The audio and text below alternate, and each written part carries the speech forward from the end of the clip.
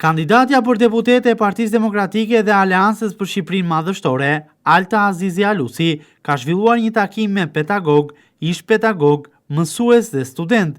Në këtë takim të organizuar nga kandidatja Alta Azizi Alusi, ka marrë pjesë edhe drejtuesi politik i Partisë Demokratike për Qarkun Vlorë, Bujar Leskaj, si dhe kandidati për deputet Atir Doxha. Gjatë këtij takimi është diskutuar për sfidat e sistemit arsimor në Shqipëri, ku si pasojë e keqeverisjes së sektit Rama, ky sektor ka njohur regres.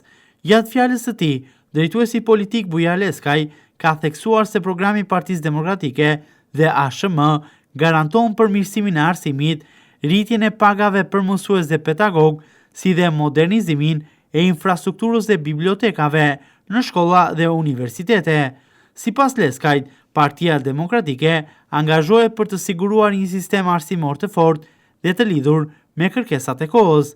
Kandidatja për deputete dhe organizatoria e këtij takimi, Alta Azizi Alusi, ka theksuar se programi i Partisë Demokratike është një pikë themeltare ka paktin me universitetet. Ky pakt do të pasqyrojë ndryshime rrënjësore në qëndrimin ndaj studentëve, lirisë akademike, bursave, tarifave, bibliotekave dhe kushteve infrastrukturore.